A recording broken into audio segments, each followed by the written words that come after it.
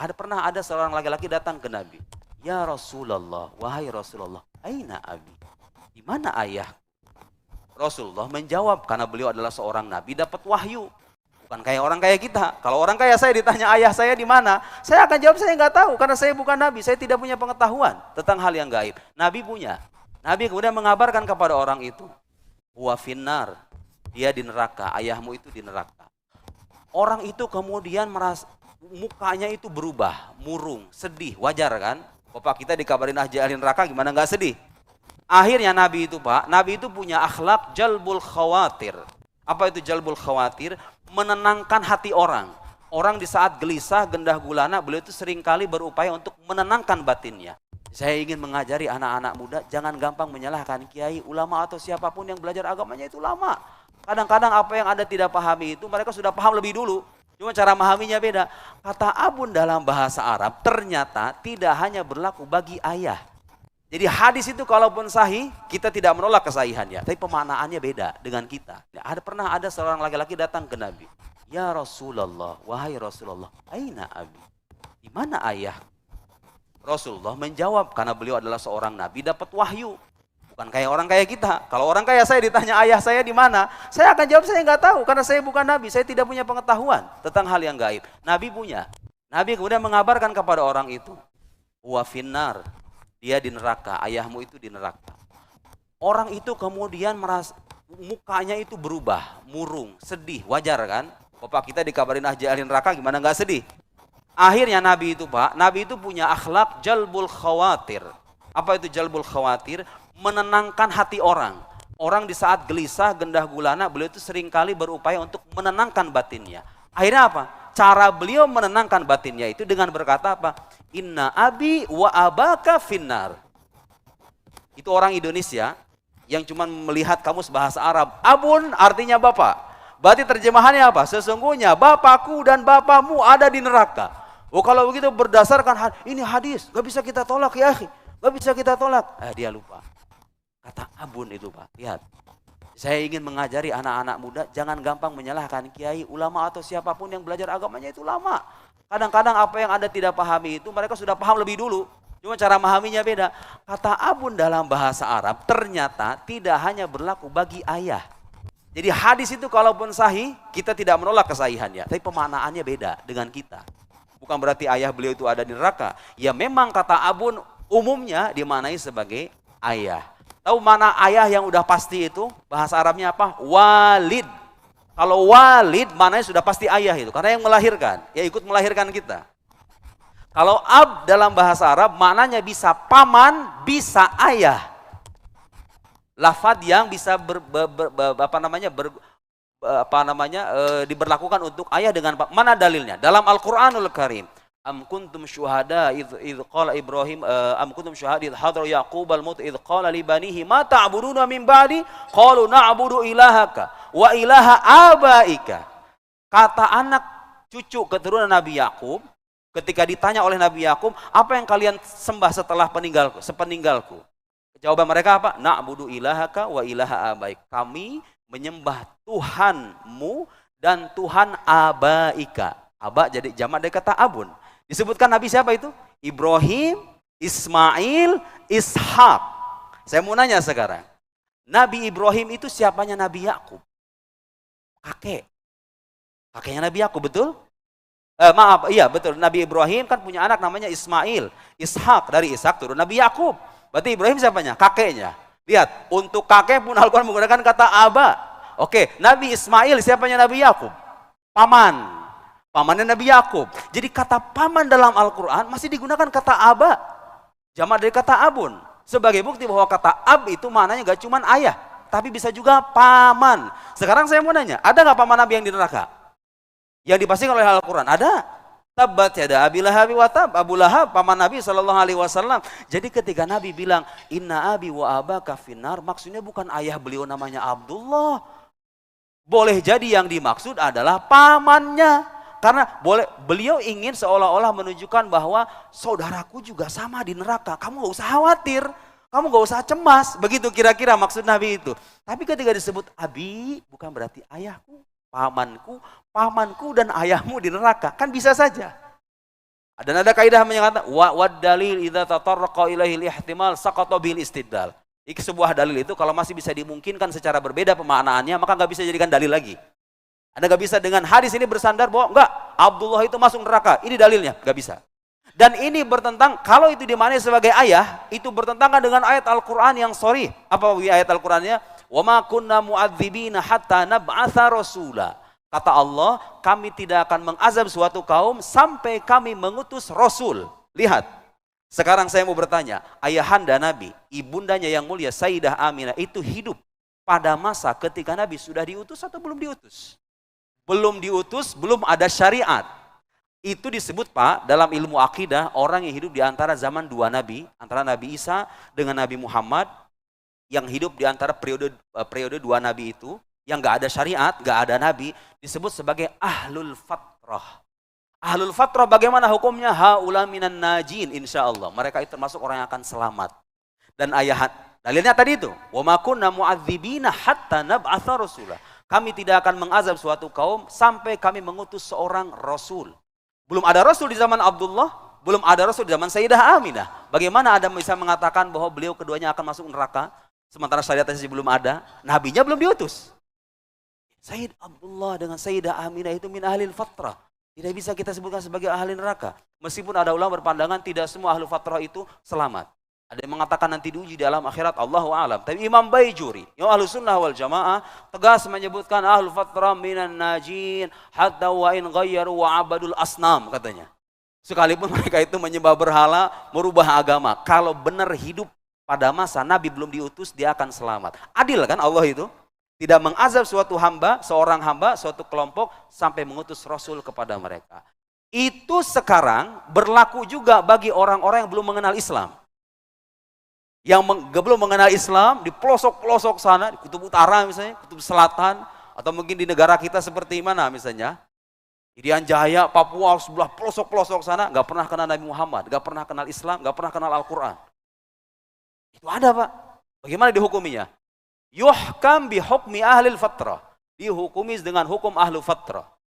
Gak bisa kita kafirkan secara mutlak. Itu adil, Allah itu melakukan hamba. Kemudian Sayyidah Aminah lagi-lagi dikatakan katanya penghuni neraka. Dengan alasan apa? Ada hadis yang menyebutkan Nabi itu minta izin kepada Allah untuk berziarah ke makam ibundanya. Sekitar setahun sebelum beliau wafat. Allah mengizinkan beliau berziarah, tapi ketika meminta izin kepada Allah untuk memohonkan ampunan kepada ibundanya, Allah nggak memberikan izin. Dijadikan dalil oleh sebagian orang bahwa kalau begitu Sayyidah Aminah termasuk ahli neraka. Buktinya apa katanya? Nabi minta izin kepada Allah supaya mintakan ampunan, Allah nggak memberikan izin. Dia lupa. Boleh jadi, lihat tuh, masih ada kemungkinan. Jangan buru-buru dikatakan masuk neraka. Boleh jadi Nabi Muhammad minta kepada Allah supaya memintakan ampunan kepada ibundanya, kemudian Allah itu tidak mengabulkan, boleh jadi karena ibunda Nabi gak butuh istighfar lagi. Gak butuh permintaan istighfar lagi, karena beliau hidup pada masa belum ada dosa. Belum ada kemusyrikan, belum ada dosa maksud saya, belum kemusyrikan sudah ada. Tapi belum dipandang sebagai dosa, nabinya belum ada. Gak usah dikasih istighfar juga. Bukan berarti kalau begitu Sayyidah Aminah menjadi ahli neraka, ada kemungkinan dan kemungkinan itu bisa terjadi. Itu hadis dhonni, itu contoh hadis dhonni. Jadi setiap kali nemu hadis, ini hadis begini, tanya sama ahlinya. Benar nggak Pak Ustadz? Jangan serta-merta kemudian kita temukan terjemahan, ini bertentangan pendapat ini dengan hadis sahih. Ya hadis sahih itu benar, kita terima. Al-ain war-ra's, sabda Nabi SAW. Tapi bagaimana memahaminya? Bagaimana melahirkan kesimpulan darinya? Bagaimana melahirkan produk hukum darinya? Itu perlu kaidah keilmuan. Kesimpulannya, dalil yang dhanni gak bisa mengalahkan dalil yang qat'i. Dalil qat'i mengatakan wa ma kunna mu'adzibina hatta nab'atha rasula. Sementara hadis-hadis yang tadi kita sebutkan dalil yang dhanni masih bersifat sangkaan. 80 gak mungkin mengalahkan 100 kan? Logikanya begitu. Yang masih bersifat sangkaan gak mungkin bisa mengalahkan dalil bersifat meyakinkan. Baik, baru sekarang saya akan masuk ke dalam beberapa petikan kisah kehidupan Nabi Sallallahu Alaihi Wasallam, terutama masa kecil beliau. Beliau hidup pada masa tadi saya katakan beliau hidup pada masa ketika ayahandanya itu tidak ada. Maksud saya begini, Nabi Muhammad itu dalam perut ibundanya ketika keluar nggak pernah ngelihat ayahnya.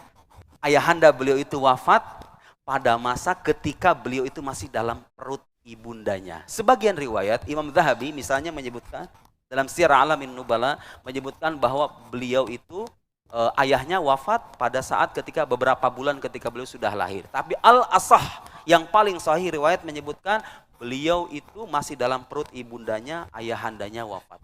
Gak pernah ngelihat ayahnya. Kemudian setelah ayahnya wafat, ibundanya juga wafat ketika beliau dalam usia sekitar 6 atau 5 tahun ketika masa kecil. Diasuh sama kakeknya 2 tahun doang, usia 8 tahun kakeknya juga wafat. Itu orang-orang terdekat Nabi diwafatin semua, Pak. Apa coba pelajaran berharganya? Banyak sekali. 1. Dengan kenyataan ayahnya wafat, ibunya wafat, kakeknya, dan orang-orang terdekatnya wafat ketika beliau kecil, itu bisa menjadi bukti akan kenabiannya. Ini anak yang luar biasa mulia ini tidak pernah belajar kepada ayahnya, ibunya, kakeknya. Tidak pernah terbukti belajar, tapi di kemudian hari pada usia 40 tahun mendatangkan kabar masa lampau. Adam, Idris, Nuh, Hud, Saleh, Ashabul Kahf, Dzulqarnain, Maryam, Isa, Al-Imran, semuanya dikabarkan. Tidak pernah belajar. Seandainya Pak, itu ayahanda Nabi hidup sampai beliau dewasa. Seandainya Sayyidah Aminah hidup sampai beliau remaja. Apa yang akan dikatakan oleh orang kafir? Qur'ani buatan Muhammad, bekas belajar sama ayahnya. Betul nggak? Bekas belajar sama ibundanya. Allah tutup rapat semua alasan itu untuk membuktikan bahwa kekasih yang bernama Muhammad ini benar-benar utusanku. Buktinya apa? Orang-orang terdekatnya diwafatkan. Supaya dia tidak bersandar kecuali kepada Allah saja, bukan kepada makhluk-makhluk yang lain. Ayahnya dihilangkan, ibundanya dihilangkan. Sandaran satu-satunya seorang nabi yang mulia ini adalah Allah Subhanahu wa Ta'ala. Pelajaran buat kita. Ketika ada sesuatu yang berharga hilang dari diri kita, entah itu keluarga, entah itu uang, entah itu pekerjaan dan lain-lain.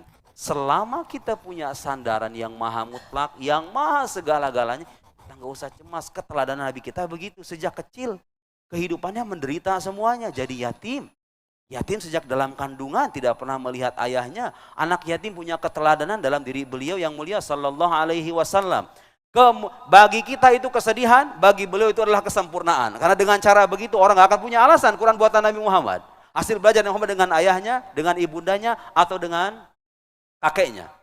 Kemudian setelah beliau ditinggal oleh ibundanya, ada beberapa riwayat yang saya akan bacakan ya, betapa Nabi Muhammad sallallahu alaihi wasallam ketika dibawa oleh ibundanya, ketika ingin mengunjungi saudara-saudara ayahnya dari Bani Najjar, kemudian kembali dari sana, mau kembali ke Mekah, beliau berdua dengan Ummu Aiman bertiga sampai di tempat namanya Abwa. Sampai di tempat namanya Abwa, kemudian ibundanya sakit. Saya akan bacakan petikan riwayat yang satu itu. Untuk mengetuk kesadaran kita bahwa kalau kita punya masalah dan ujian hidup yang berat, yang lebih berat ujian itu justru Nabi kita kekasih Allah Subhanahu wa Ta'ala. Bagi orang beriman, ujian hidup itu bukan alasan untuk menanam rasa pesimis. Justru ujian hidup itu adalah cara Allah meningkatkan derajat. Karena buktinya kekasih Allah pun diberikan ujian yang sangat berat. Ketika sampai ke satu tempat namanya Darun Nabighah. Naam, Darun Nabighah alaihi salatu wassalam. Ini nih riwayat. Ini saya bawa kitab Pak. Ini kitab ini bagus tapi nggak ada terjemahannya. Apa bagusnya? Sayang itu. Kalau ada terjemahannya saya yakin bestseller ini. Saya beli di Mesir. Apa keistimewaan kitab ini? Judulnya ini nih, Yaumiyat As-Sirah An-Nabawiyah Al-Musyarrafah 4 jilid. Apa tahu keistimewaannya apa? Setiap peristiwa bersejarah dari mulai beliau lahir sampai beliau wafat itu disebut per episode. Jadi begini, kerjaan penulis ini apa? Semua kitab-kitab yang tebal itu, kitab-kitab sirah yang tebal, Sirah Ibnu Hisham, kemudian kemudian Tabaqat Ibn Sa'ad, Syiar Alamin Nubala dan lain-lain itu disortir sama dia, dijadikan, dipotong ke dalam episode per episode. Dari semenjak beliau lahir diperkirakan dengan menggunakan teknologi modern di bawah bimbingan mantan mufti Mesir Syekh Ali Jum'ah. Beliau ini nulis, Syekh Ali Jum'ah yang mengoreksi. Saya waktu di Mesir bacanya dengan istri saya. Episode per episode, jadi orang zaman sekarang kalau ngelihat ini udah kayak sinetron. Episode pertama terjadi begini, episode kedua, tapi itu bukan dongeng. Dasarnya ada kitab-kitab sejarah gitu loh. Itu kan bukan perkara yang mudah Pak, kayak begitu.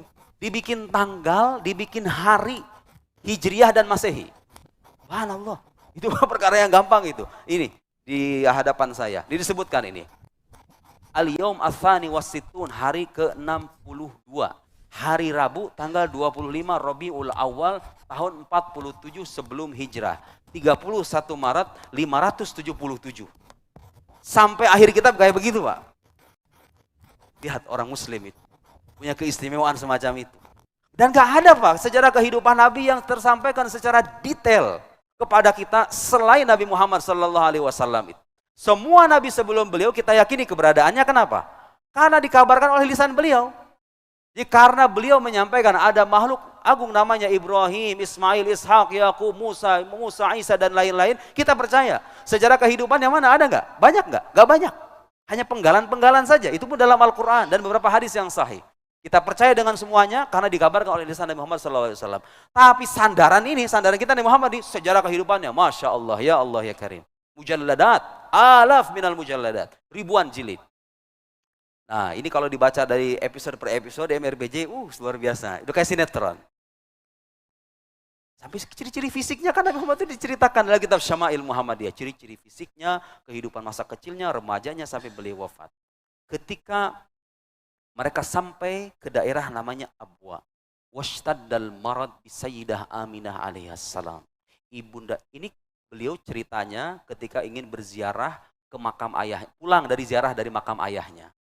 Bayangkan beliau dengan Ummu Aiman dengan ibundanya Sayyidah Aminah itu ingin mengunjungi ayahnya, pulang dari sana sampai kepada tempat namanya Abwa. Sayyidah Aminah kemudian menderita sakit keras. Wa qad izdadal waja' wa sya'urat bidunuwi ajaliha. Semakin keras sakitnya dan ia sudah merasa dekat ajalnya. Sayyidah Aminah alaihassalam. Wa annaha lam yabqa min anfasiha illa al-yasir.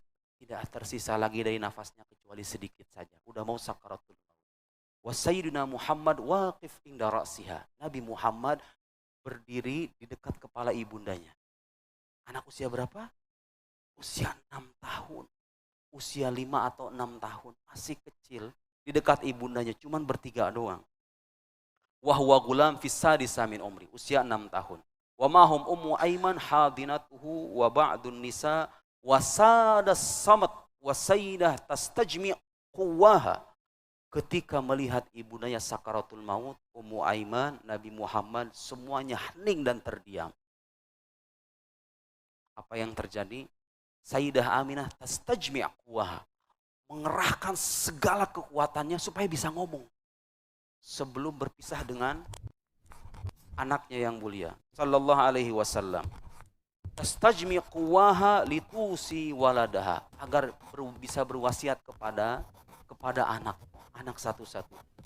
Mengerahkan begitu dalam keadaan sakaratul maut, mengerahkan seluruh kekuatannya supaya bisa bicara dengan ayahnya untuk memberikan kata-kata terakhir. Faqila annaha qalat. Di sebagian kitab-kitab sirah memang disebutkan syair-syair yang dinisbatkan kepada Sayyidah Aminah alaihassalam. Diceritakan. Di sini ada syair-syairnya. Enggak akan saya bacakan karena enggak bakal ngerti juga.